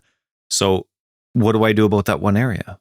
Because I still need to have something to do in the middle. It happens in Act 1 and in Act 2. And there's also an area in Act 1 where one of the areas you need to get to is in the middle of the map. It's not on an edge. And that's always a pain in the butt. And that's where the waypoint is too. I think, I don't remember if it's a It is where, yeah. But it's just one of those things where it's like, it's not convenient there's not a convenient way to just easily access these waypoints and then go click, click, click, click, click, like you can in the final acts of Path of Exile 1, right? Where you have like, okay, there's this area, there's a waypoint, there's this area, there's a waypoint, and then you can go back and do it all. And I think the Act 1 does the best of all of the first 3 acts for that. I think Act 1 is the most efficient for how I know where to run around. I do the same thing as you. Grab my things, grab the waypoint, go back into the zone, finish out what I need to do, and make sure I'm not. I do have to check the map too often to be like, oh, did I miss, grabbing one of the waypoints or whatever? But it's out a lot of of the screen hopping. It's to me the best. Act 2, I don't mind it. I just think it's too much back and forth. Act 3 is just so tiring. It is the most exhausting of them. And Act 4 does this great job where it's just like, that's your zone. Go to that island. You're usually 2 zones within the island, 2 or 3 zones within the island, and you're doing your thing. And then you are back to the laggiest zone in the entire game, which is King's March. Yes, you're going to King's March. I was showing Logan King's March at one point, and my whole screen was black. The whole screen was black and laggy, and I was moving by the mini map. I do that so often when there's nothing you could see. But those are the things where it's like, those are the things you got to figure out before you launch. I think those are hard to test because there's probably a server load side to that, which they can't test, which is too bad. After 10 years, you should have a kind of threshold of numbers of what you can handle. I don't know how it works. It still seems like, I don't know either, but it seems like it's new person stuff. It seems like those are the things that seem rushed. Those aren't the things that seem like, okay, we have experience in this area and these are our thresholds. Okay, we can push these thresholds because of this, and this with our new game. But it's weird that sometimes they do things where it's like, it seems like they have, like, it's the first time doing it. Yeah, I don't know enough about any of that stuff to understand why it's doing it, because the lag and the performance to me is their biggest thing that needs to get fixed right now, because it's making the game not that it's sad that that's a reason why sometimes I'm debating not playing, because I've just experienced insane lag and I'm like, this is dumb.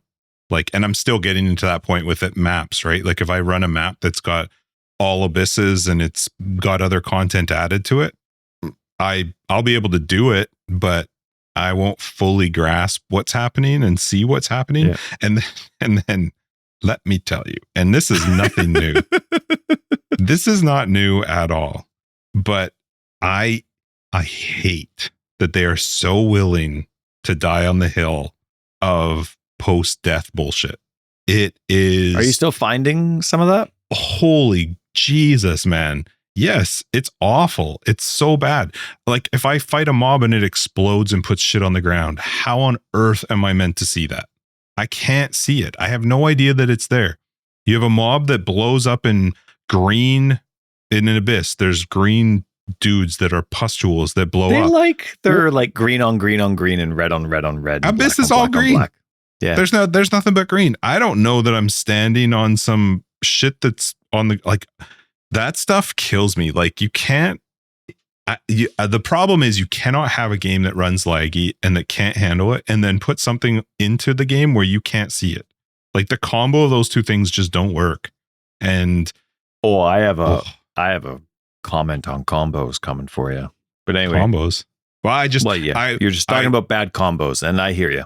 There's too much stuff that happens post death and that remains on the ground or is on the ground that it kills the fun for me when that stuff happens, because I can't see it. I have no way of, it's funny because I'm trying to figure out this character and I'm going, well, I need chaos resist because that's all I'm assuming that's what Abyss is doing, is all chaos damage.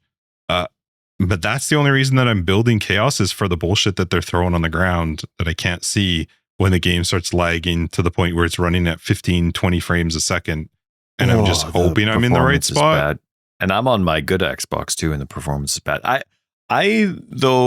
think I disagree on the chaos resist. I come across just in the non-Abyss version of the game, there's enough chaos damage in the game where I'm like, I need chaos resist.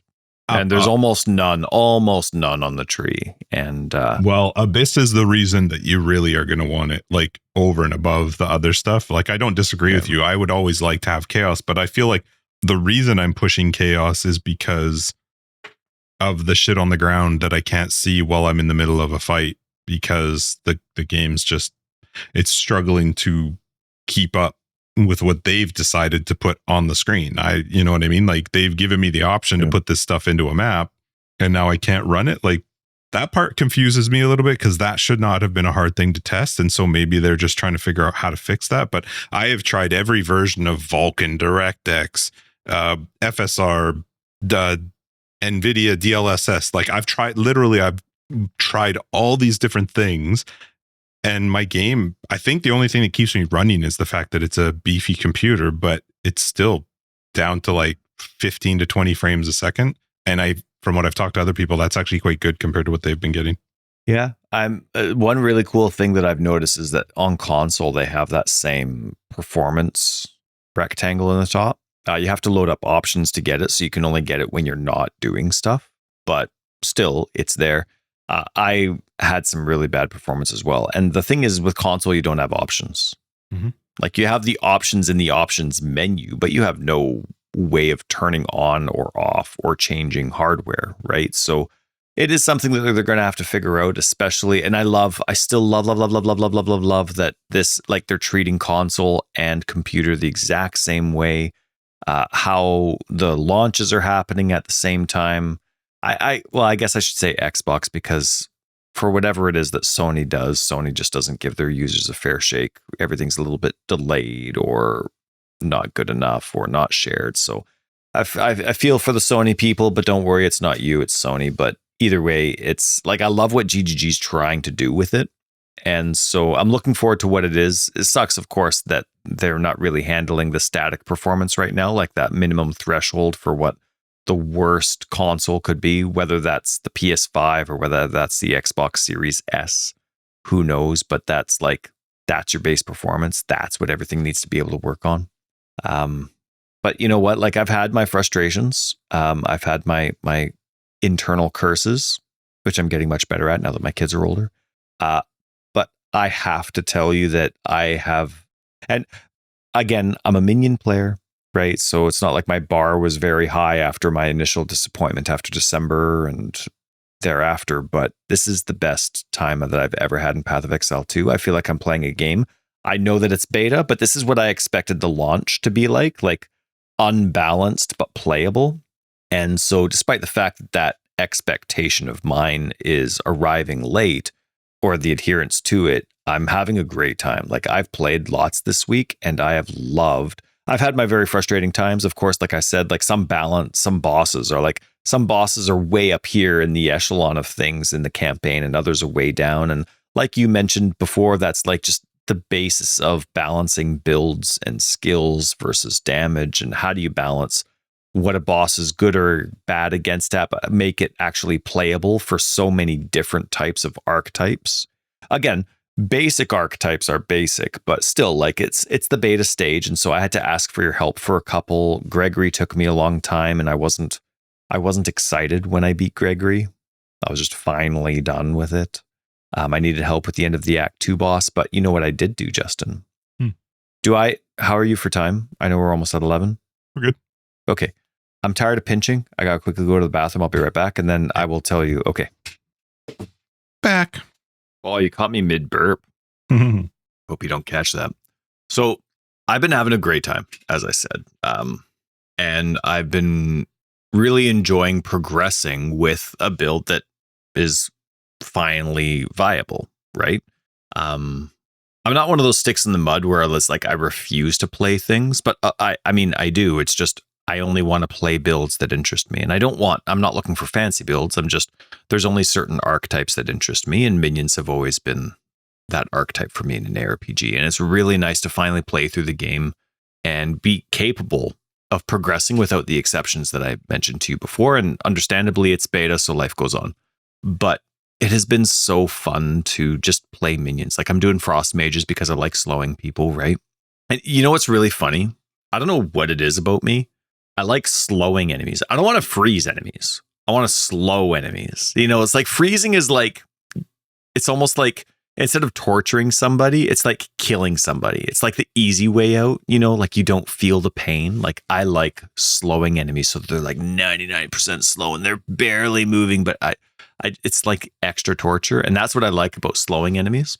It's nice to just actually get that done. And progress and feel like there's movement there. I still think like some minions cost too much spirit. If I don't have bonus spirit on a scepter, I have 2 frost mages and I'm in Act 3. That's like, it'd be nice to have 3 or 4. And then if I have bonus spirit, it's a little bit more, you know what I mean? But the bonus damage has been, it's not enough, but it's been a nice band-aid for where minions are currently at. They're still on cooldown a lot. They still spawn, like I mentioned earlier, in really stupid areas in certain boss fights. I love the creativity of boss fights. I love how unique they all are. There's not very many that feel the same. Whereas in Path of Exile 1, with the exception of pinnacle bosses, there was a lot of familiarity with them. Kind of like in Elden Ring, you know what I mean? Like a big boss, whether it was a dragon or something with big feet, like they all felt the same. Like you kind of see the similarity in them all. So I've been really enjoying being capable of progressing on my own with just a basic build. I'm just doing frost mages and skeletal warriors. Skeletal warriors have a really, really big change for what I want to do. I want to do curses and minions. And one big reason that I really like curses is, of course, temporal chains, because I've always had a hard-on for slowing people down, enemies, and debuffing. But the fact that Enfeeble is just such a nice static damage mitigation, no matter who you're fighting, right? And GGG has been doing a good job in trying to like change all this like math in regards to how curses work versus unique and rare and magic enemies. And so like they'll figure that out, but it's just nice. It's flat damage, right? It's just flat damage mitigation no matter what. So I'm thinking, okay, do I invest in armor? Do I invest in ES? Do I invest in whatever? Or I could invest in curses. To me, investing in curses is the same quantity of investment for a really good value when you're using Enfeeble.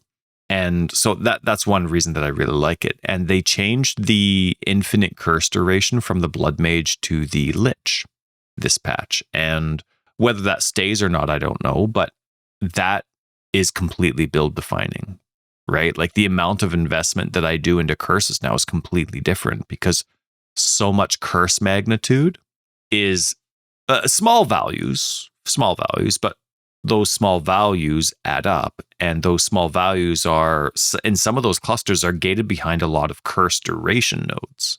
But if my curse duration is going to be infinite, do I actually want to spend 5 nodes for that 10% curse magnitude when all I'm getting is curse magnitude because I don't care about duration?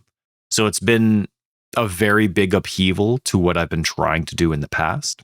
But Justin, I unlocked infinite curse duration, like I ascended to it. Oh, loving it. Oh my goodness. So I got that like mid Act 3, right? And so I go, what's it, like Blackjaw or whatever? That cool boss on the way to Doriani where you're doing like the soul cores and stuff. Oh. It's typically on like the southwest you go the side. opposite And you side go, of it. Yeah. That was the first boss I fought with infinite curse duration. I accidentally cast the curses like 100 times because I'm used to just casting, every however long after. But it was so neat because now it's like, okay, so in boss fights, I have temporal chains and Enfeeble, and eventually I'll have a third curse. And I'm like, but what do I do with all this mana? Well, yeah, what do I do? Because while I'm mapping, I'm not going to bother spending all that mana on my curses. Sure. Right. So I'm using zombies. So I'm using still the siphoning, whatever it is, and I'm getting my power charges, and I'm doing zombies, and I'm doing zombies with my frost mages and then a tiny bit of my skeletal warriors. And I like the skeletal warriors because it gives me a variety, even if I'm not using them for anything specific, even if it's just exploding. But all the other scepters require strength, and I'm not going to bother with that. So I have two skeletal mages, maybe 3, depending on like the spirit that I have left over. My frost mages, but then I'm weapon swapping. I absolutely love, Justin, that they added that my weapons now can work for both, because now it's like, okay, well, I don't feel like skeletal mages. I just feel like a whole bunch of exploding minions, and so then I just swap, and then that one's the tree with no resist for my minions, and it's just all exploding skeletal warriors, and I love it. But then I'm doing zombies for both, right? Every time I get a power charge, a zombie comes out, and it's actually really good for clearing, and it's really strong. And one thing that I hope works, but I haven't heard anything from GGG, is that minion damage applies to minion instability, which, according to the description, only scales with minion life, right? But it has the minion tag. So does that minion tag include minion damage? There's that. It's a little vague right now within the game itself. I know people will be like, oh, well, this is the way it is. This is the way it is. But I haven't heard anything from GGG yet, and it's really tough to test. Point is, doing zombies, right? And I'm swapping between either all skeleton warriors or frost mages and skeletal warriors. And it's nice. I can swap on the fly. They've added extra revive nodes, which is awesome. They added, remember how there used to be a 12% minion reservation node, like reduced reservation or increased reservation efficiency? Mm-hmm. They still have that, but now there's also a 25% one. Like I'm excited to keep going and going and going. I don't feel like I have to have these nodes for my builds to function now. I'm just excited to get there because it'll make it stronger, but I'm able to function without them. And I know that people that have been playing other archetypes and other builds or following guides for some of the stronger skills, this sounds old and mundane. Like, well, why haven't you done this? But as a minion lover, as a minion player, and really, it's one of the only archetypes that even interests me in ARPGs, to actually play it and enjoy it. I know it sounds stupid because it's September and this came out in December, but this 9 months later, it feels so good to just play and actually be able to play. Yeah, I don't get enough support gems and active skills to play around with ideas, but because I have a pretty steady build that I'm pretty confident in, that I pre-planned ahead of time, it is so fun. It's good. But I'm glad it's working out. Yeah, me too. But you know what wasn't fun?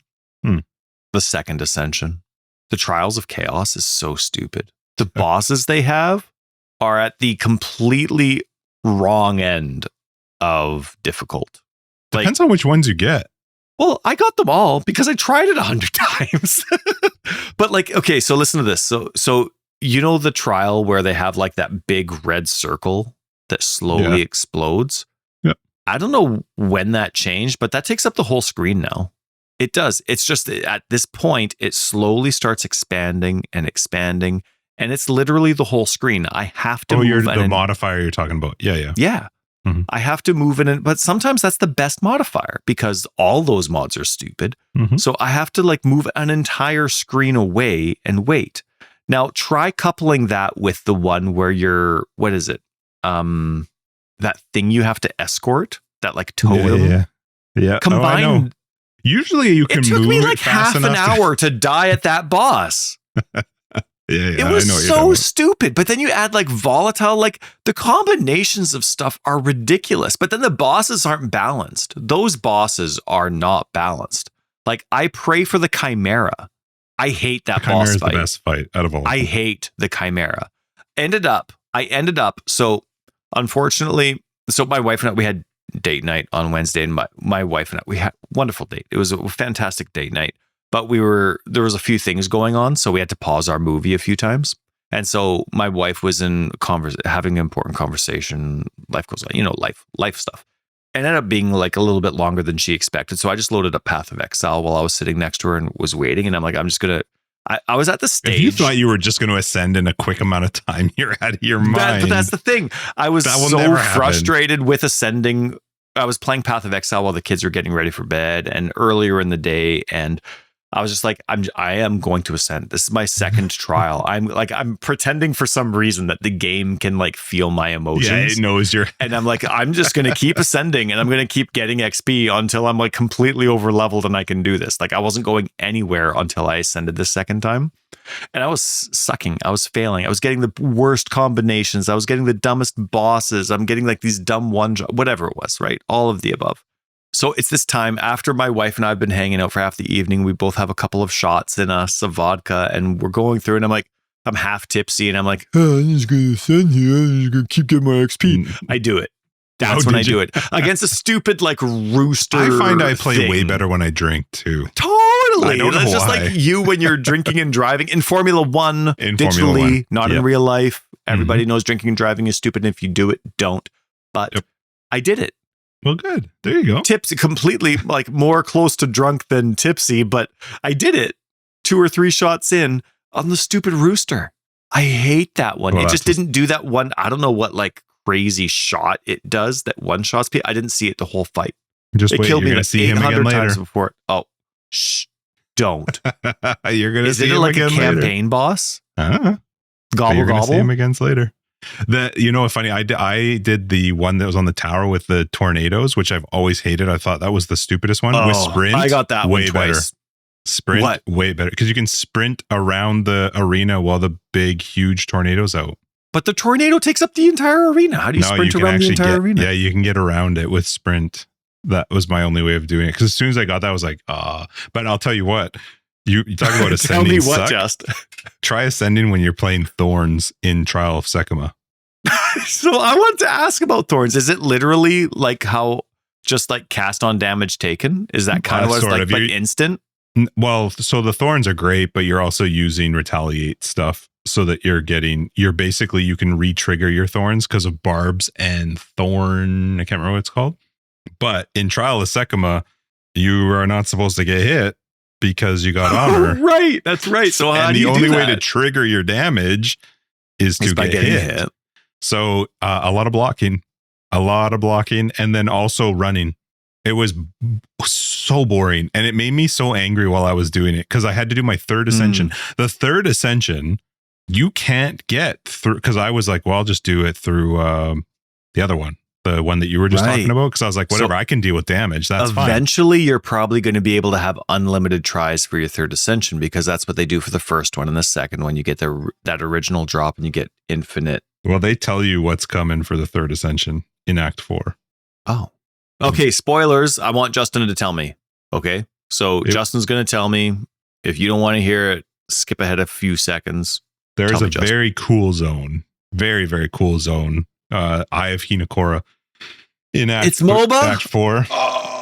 Toda, not MOBA. Toda. Well, we knew it. We knew it.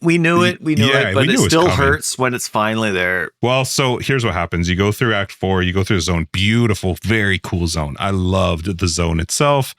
I really, really thought that whole zone was super cool. But when you get to the end of it and you're speaking with, was it Navali? Or not? Is it Navali? Anyway, her and the mother of whatever, the whole thing. Are you breaking up with me? They literally tell you like that it's coming, but it's not ready yet. Like that's the actual line that the girl uses. And I was like, Tyler's gonna love this. I just want to play my build, GGG. Yeah.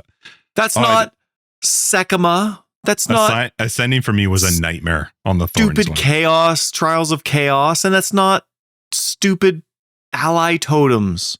That's where the way that they talk about it, that's definitely the direction that it sounds like it's going for the final. ARPG is about playing your build. Well, you know what? Maybe that one will be the least tedious. Like, it's a bad design and it hasn't come out yet. So maybe it'll be great. Got to give them that grace. But at the end of the day, you don't want to choose. You don't want your options to be based on the least tedious or the one that I hate the least. Mm-hmm. You want to choose between a whole bunch of options that you really like. Mm-hmm. You don't want to choose the one you hate the least. Especially because it's for such a major thing. It's your ascendancy. Like it's why you pick where you're starting. I wanted my third ascendancy because that was the block. It was for block. It was guaranteed 35% block for my shield. Like that's a big deal. So I'm like, I need to get this.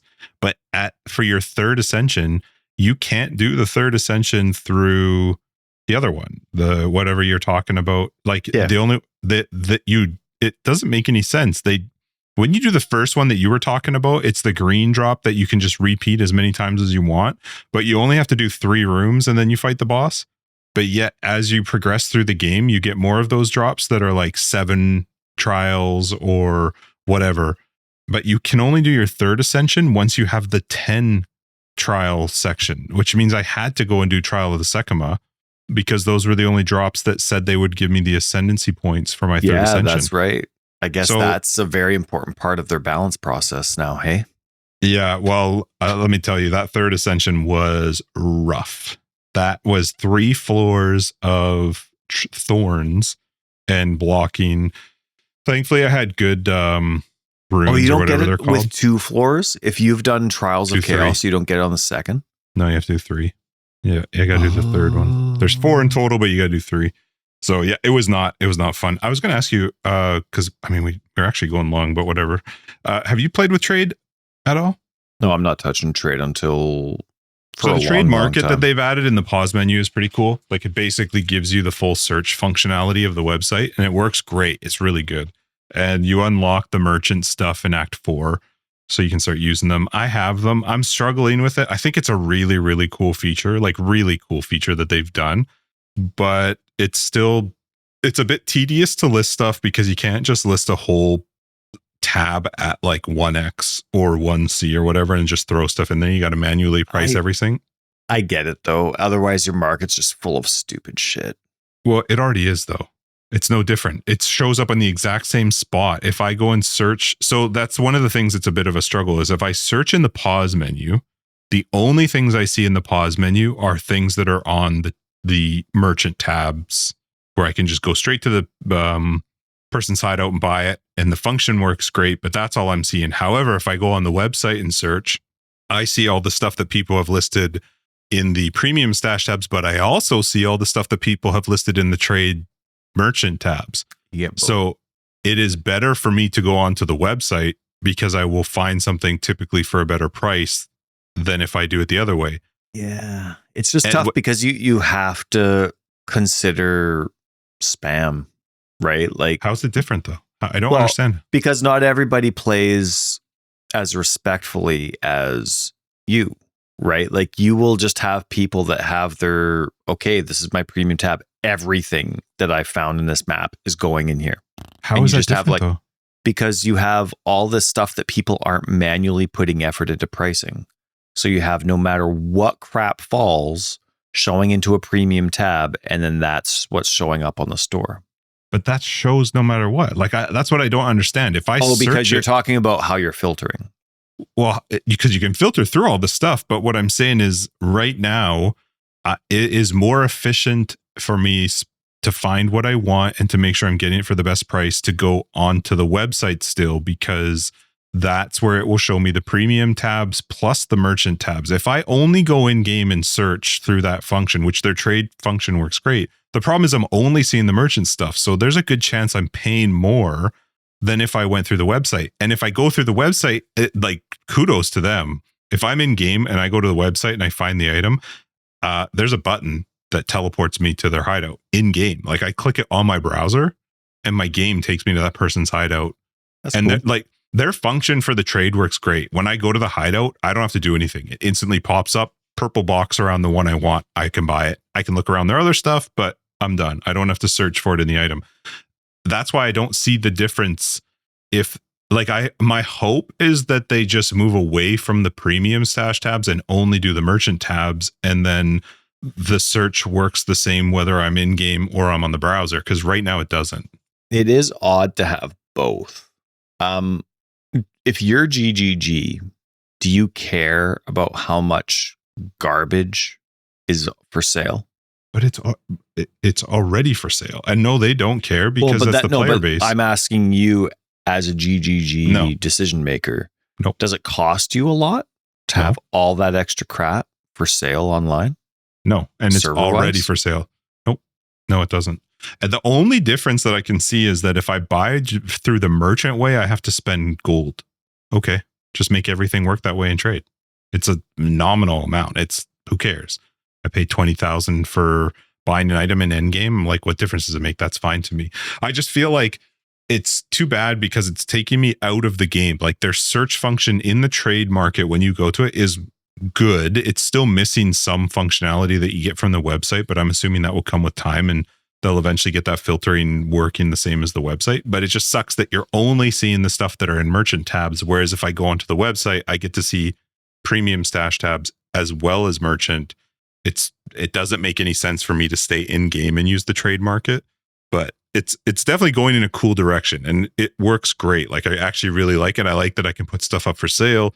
I'll come back later and find that I've got some exalts there. It's just tedious to me to list stuff for sale because I can't just dump it into a tab that I say, okay, these are all 1x and I'll just let them sell however they sell. And that's great. I love that I don't have to interact with other people. Love it.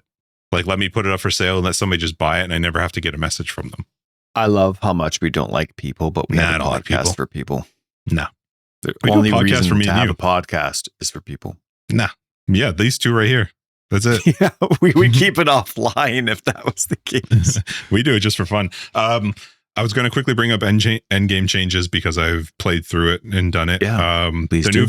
The new version of how they do curses against you is good. Like, so when you run a map that say has temporal chains, it's no longer this map has temporal chains. It's you periodically are affected by temporal chains. But even that is not just like every 8 seconds you get temporal chains. It's as if some magic being is just casting a temporal chain circle on the ground. And if you get caught by it, then you've got temp chains for a bit. Same with elemental weakness and but other it's stuff. Not like where, temporarily or on occasion or with the occasional area of effect where its entirety used to be what like just the whole map was just covered it's just with a small little circle. As long as you avoid it, you don't get hit by it. That to me is a great change, especially for temp chains, because it would make me just never ever touch a map if I rolled temp chains on it, because temp chains in PoE2 is the worst map modifier, I think, in the whole game. But they never used to have, like, it was difficult for them to do like temp chains against monsters versus temp chains against users. The math would always be different. So I'm curious if what it's like now, because they just changed the math against monsters, right? Yeah. So I do like that. That change is good. Their change to how you progress through the Atlas is a little bit better. You know, you're still searching for the nexuses. You definitely unlock the ability to get points into like breach, expedition, whatever those 4 things are. They've unlocked how you get those first initial points in a better way. But, yeah, that sounds familiar, right? Yeah. Okay. And then once you do it, like you can go and access the end game version of it in an easier format by just collecting 50 instead of 300 splinters. So your quest says like collect 50 breach splinters, and then you can go use those 50 breach splinters and you get to fight the version of the boss, but in an easier stage of that boss. That's cool. Which is cool. And it seemed like, I don't know if they mean it to be this way, but you just get unlimited tries. Like you don't run out of that's the just ability. For like a first try. It kind of like definitely the first try. Let me tell you though, I sent you a video in Simulacrum. If you can't do it, don't do it. Because I was stuck in a never-ending loop of spawn from checkpoint, and I've got mobs all over me. I can't get away from them. It took me probably 45 minutes to complete it, and I was just angry because, it seemed weird to me. There was no out. There was no way to get out of it. I was just stuck in a never-ending loop of spawn from checkpoint with mobs on my face, trying to win. That sounds hot, Justin. I wish I was on my Thorns character because that would have been a bit better. But yeah, so like their intro into it has gotten better, and getting those first few points has gotten into it. I still find the Atlas passive a bit boring, but I'm also finding endgame a little bit boring, but that's not a fair thing because I know endgame still got a lot of work. Like, we're still early into it, but the Atlas, I'm on the opposite end. You add it, you should be confident in it. You don't add it and be like, well, but there could be more. I don't think they've added it in a bad way. But it's just, the Atlas itself is just so, like, you get the waypoints. I think there's a part of it that sucks because of the load. Like, when I want to run a Waystone, I got to click on the map, but then I'm not into it right away because their system is just not fast enough for it yet. So I've got this load of waiting for the Atlas to come up. Then I got to figure out where do I want to run. But then they've also got random spots within the Atlas, if you happen to find them, where there's Atlas points gated behind doing those things. But you can't, like, I feel like there's a struggle as you get older because you're trying to look at a massive screen and see things, but they're small little icons and you're trying to figure out like which ones are actually going to give me Atlas points right now. So I'm looking for the little unique symbol all over this map, but the Atlas becomes enormous as you play it more. So if I want to just go and do a map, I find it a bit annoying. It's not the same as in PoE 1. Throw the map in, run it, you're good. You're going. You're playing. Right now, it's okay. I want to do Waystone. I'm going to click on the thing, wait for it to load up. It pops up. Find the node that I think I want to run. Like at the do I go towards a tower? The towers still are super boring. Yeah, like it's just.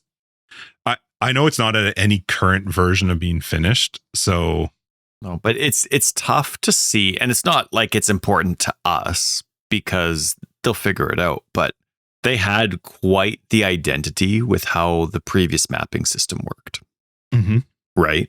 And now what's the identity now? It's like it's complete. It's like they're trying to completely change what the identity of the end game is. But what is it? Yeah, I think that's still kind of being figured out. Of course. Now, I would have expected them to know what that identity is and work towards it. And maybe they know that. Well, then maybe they do. And we're just... And it's just taking time, right? And maybe they don't. And they're trying to figure it out because they're pleasing the masses. Also, not a wrong way to go about it. It's just, it has its different sets of pros and cons as you go through the process, especially for the beta testers, i.e. us, right? So hopefully it's... like it sucks that it's still not at a state where it's very, I don't know, is grappling the right word? Where it like keeps you sucked in, you know what I mean? Like the end game used to do that for me. The end game used to do that in Path 1, right? Where you were excited to stay, you were excited to progress, you were even excited to farm once you were at that final stage. But can you hear my cats meowing? Yeah. Mm-hmm. Oh, can you really?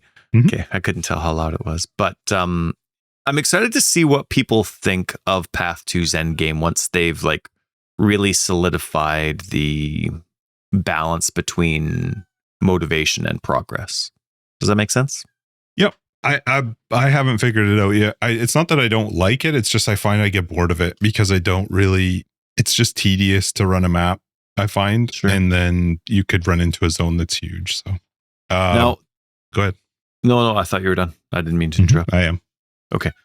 One of the longest episodes we've ever done, but awesome because that means it's a great patch. Like if we just had negative things to say, it would have been done in an hour, but now we're close to the 2 hour I can't mark. wait for you to play Act 4.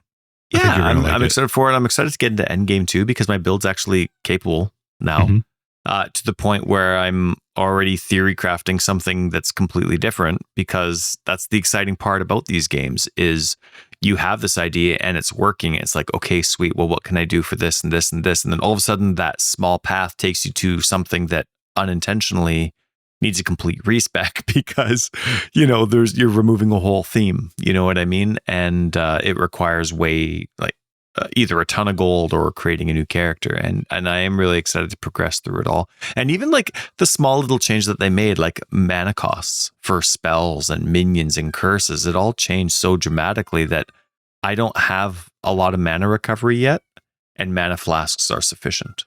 Like I have 2 curses and zombies, which in the past we've talked about zombies was heavy. So was all curses, of them are heavy. And in a boss fight, and not all boss fights are made with good flask management yet. Like the non-ad boss fights, some of them are good, some of them are not with where you get your refills on your flasks. I have not come into any mana problems while using my mana flasks in any situation so far. Sweet. I mean, I'll come into awkward situations where I don't know I'm out of mana, and so all of a sudden I'm casting, my character's not letting me know. So there's a few little like user tells that need to happen for like, hey, you are actually out of mana, but like all the time. With the exception of that, like all I need to do is hit my mana flask button and I'm set. And I haven't run into any situations where I'm completely empty yet. So that goes all the way back to some of those things that were probably already taken for granted, where Path of Exile 1 was horrendous at and Path of Exile 2 is fixing, where it's like the combination of enemy mods versus enemy base types and combinations of the different enemy modifiers that can be combined together, like flask draining and all that kind of stuff. Like it's working. It's doing well. Like there was one thing that I didn't bring up. Hang on. Oh, you have 3 interludes to do too. Yeah, I haven't even touched those yet. Which you have to do all 3. We got told. Yeah. Soul Siphoner has been completely remodified as an enemy modifier. And even like temporarily disabling rogue exiles because they're just not suiting the situation of whatever the circumstances are. Like they're doing it, right? They're getting it done, and it's way more user-friendly than the original Path of Exile 1 experience. And so, yeah, it's a process, but the game right now, in my opinion, is in the best state that it's been since December. So that's good. Obviously good because it's September and you want it to keep getting better. But Jonathan was talking about the game officially is not going to release in its non-beta state until they've had 2 good positive leagues in a row. So that could be a while. Well, who knows? Who knows? Right? Like Who determines that? What does that mean? 2 good. What's the? I don't know how what's determining factor is. Yeah. But like the game to me is a lot of fun, but it's highly unbalanced. To me, the game was so unbalanced before that it wasn't fun. Sure. And it's so exciting for me that now the game, yes, it's unbalanced. It's just moving in a good direction. But it's not so unbalanced that it's not fun for me. And so I am very excited to keep playing. And that's honestly what I want to do with my time right now. And I mean, I'm one person, but if there's other people that feel like me, that's good news for GGG. I'm going to leave everybody with 2 comments. The first one is I'm looking for explanations on both of them. Actually, one of them, the second one's just for fun. The first one, 25% chance for modifiers on essence monsters in your map to be replaced with essences. I'm going to say that one more time. 25% chance for modifiers on essence monsters in your maps to be replaced with essences. I would like to replace my essence reward with an essence reward, please. People have tried to explain to me what that means. I saw one decent explanation, but it makes no sense. So I have no idea. That's an Atlas passive. Fuck you. Now, this one I sent to Tyler because I said Mark had to be the person that wrote this. This is in-game Path of Exile 2 when you want to look up some information. Let me tell you about efficiency. Efficiency modifiers act as divisors to the stat they modify. For example, 50% increased reservation efficiency causes your reservations to be 67% of their base value. 100% increased reservation efficiency causes your reservations to be 50% of their base value, and so on. Reduced reservation efficiency will cause the modifier stat to grow larger instead of smaller. I was trying to figure out some things, and I read that, and I was like, you actually made me more confused. But my favorite part is the and so on, as if I understood what you said before. And that just, yeah. And the idea, the concept of it makes sense. But when you add specific numbers, you have to help the layman get from one number to another number. I did not. You have to have that bridge. And so 50% obviously equals 67%.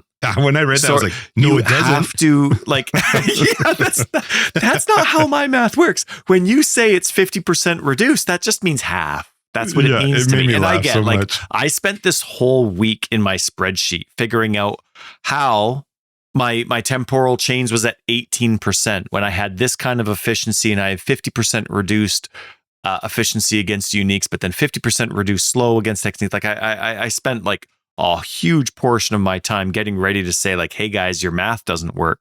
And then I realized what my error was. But there also comes a point where, okay, you're saying this text number in the game. That needs to make sense to me in the game. I shouldn't need to spend 18 hours offline figuring out why that 50% doesn't equal the default. I don't want a calculator. 50% of 100 is 50. So, period. There's no...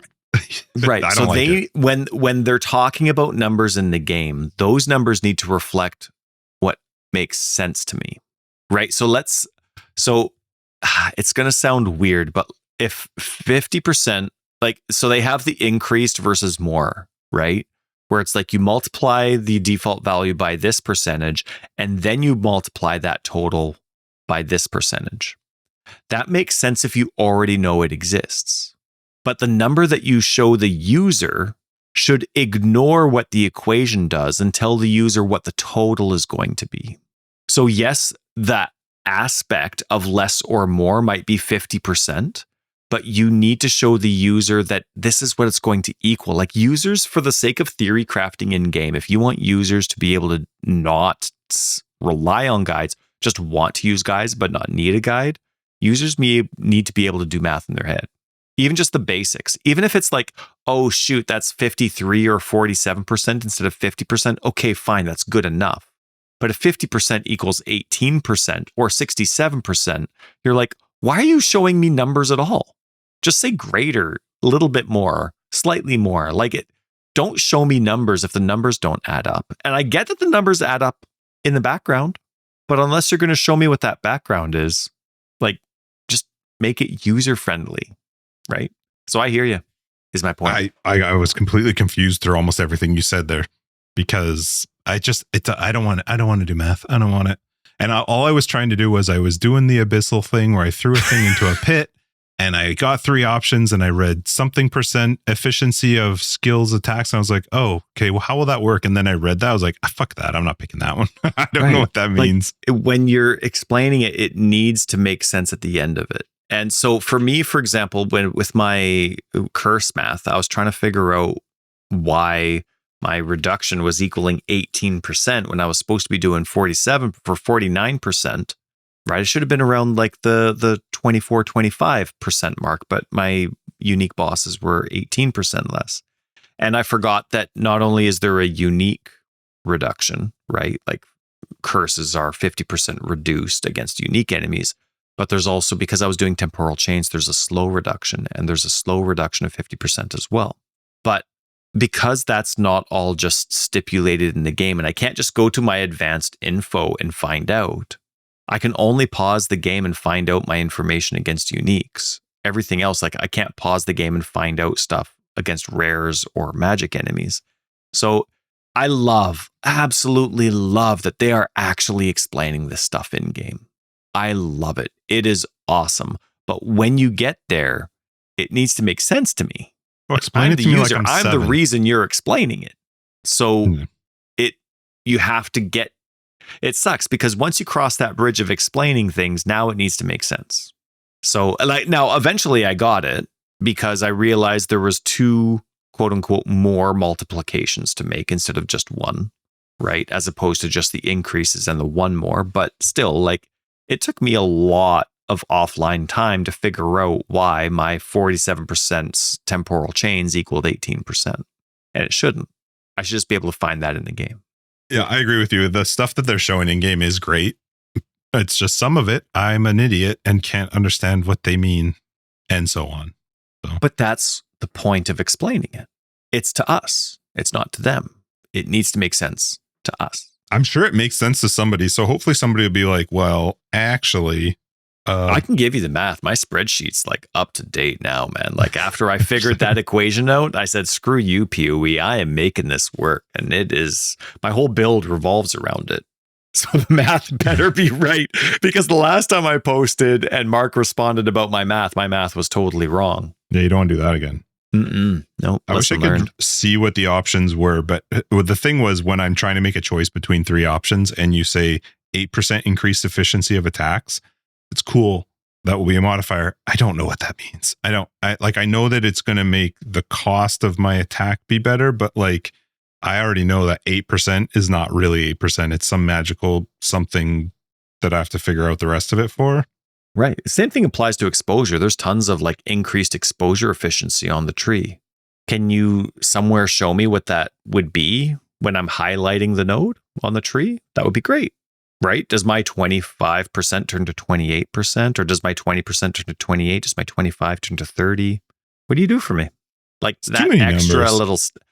But that extra step of just letting me know what the final number is going to be. If I don't need to know the why if I know the final number, or if you're not going to show me the final number, I need to know the why and the how.